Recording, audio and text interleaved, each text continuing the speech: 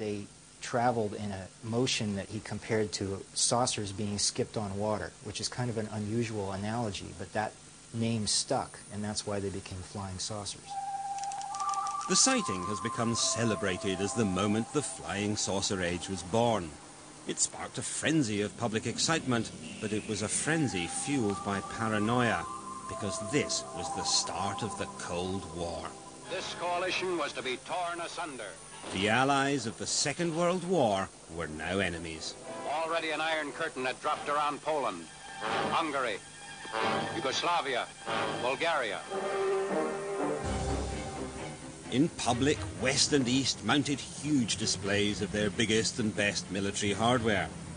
But there was a secret war too, a ruthless competition to acquire Nazi science and Nazi scientists. Whoever controlled this technology after World War II would really be ahead militarily. So there was a scramble between the Allied powers, the Russians, the French, the British, even though they had been allies, to obtain as much of this technology as possible for their own side. And that's why the US government was so alarmed by the saucers seen by pilot Kenneth Arnold. As this secret document shows, it meant Russia had acquired German flying saucer technology and was building them. The Germans had been so far in advance of the United States, they thought that if the Russians had captured scientists or installations responsible for these secret weapons, that maybe the Soviets were now ahead too. The Americans were right. The Russians were building saucers, and to help them, they'd spirited someone very useful from Germany, Andreas Epp, the German saucer engineer. Immediately after the war, Andreas Epp decided that he wanted to work in the Soviet Union. So he moved to Rostock and was contacted there by Soviet agents. And the Soviet agents seemed to know who he was. And of course, Epp liked this a lot because somebody was acknowledging that he actually was of some value, and whereas before he had been minimized. I thought to myself, I have to carry on. I owe it to the people who worked on it. And I started to build a flying disc. Epp worked primarily on the steering mechanism of the Soviet saucer. His specialty was the guidance part of this type of saucer. In other words, making it respond to controls, linking the controls to the saucer movements itself. According to Epp, the Russian saucer was extraordinarily maneuverable, but it was also versatile, and it had to be. It was a jet, and they wanted something that they could use, interestingly enough, in polar regions. The reason for that was obvious.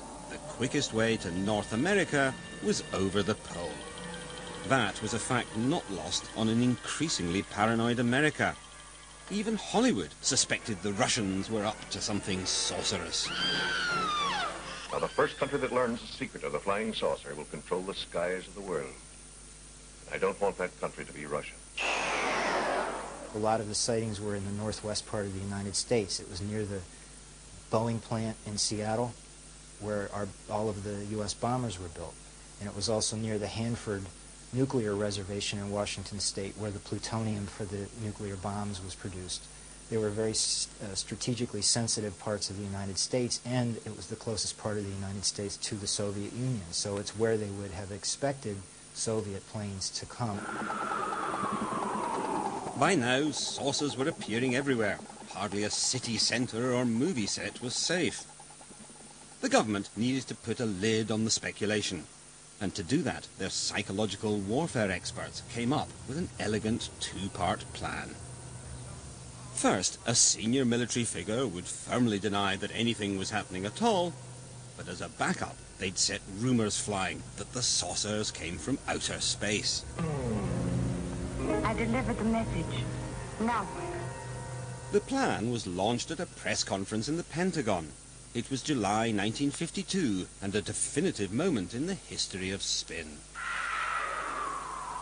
This is Major General John A. Samford, Director of Intelligence, United States Air Force, who conducted the conference. Sanford's job was to deny there was anything significant about the reported sightings. It does not contain any pattern of purpose or of consistency that we can relate to any conceivable threat to the United States. To argue the alien invader theory, they put a pulp magazine writer, retired Major Donald Keyhoe, on the same platform as the Major. Major Keyhoe, as author of the book Flying Saucers Are Real, what is your opinion of these new sightings of unidentified objects? With all due respect to the Air Force, I believe that some of them will prove to be of interplanetary origin. It was very clever and very simple. Now, anyone who saw a military saucer would be encouraged to believe they'd seen an alien. It was about 40 feet long, And the rest of us would laugh at them. I saw it for so many minutes that I can't deny what I saw.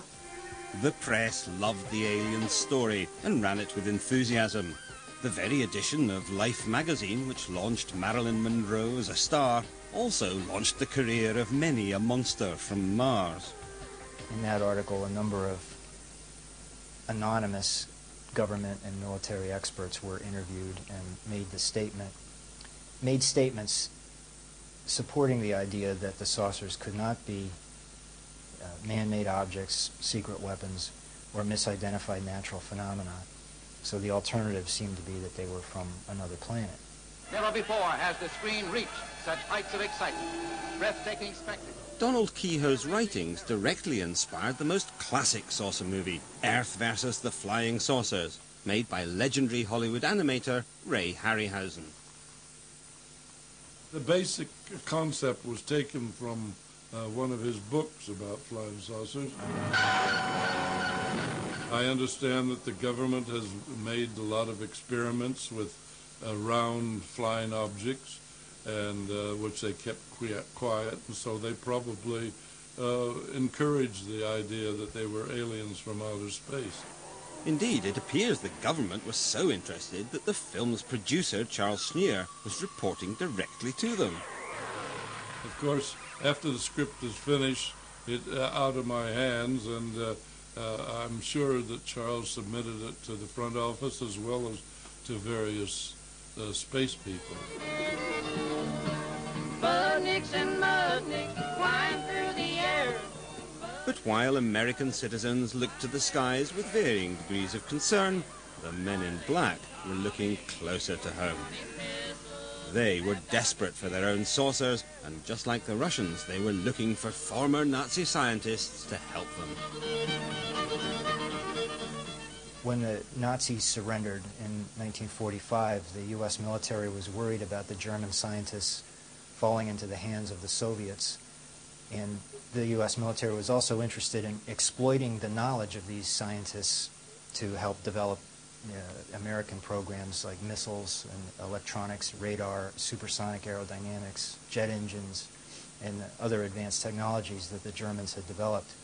So the United States set up a program called Overcast and Paperclip to collect these scientists and bring them to the United States. In some respects, the Americans did very well. They snatched Nazi technology boss Werner von Braun and made him into an invaluable member of the American war machine. They also acquired a great deal of German V-2 rocket technology. But while they played with these new toys with rather more enthusiasm than skill, they knew there was a serious gap in their new armory. They had no German saucers. Then, one day in 1957, they had a stroke of luck. And once again, it involved the German saucerman Andreas Epp, now living in East Germany.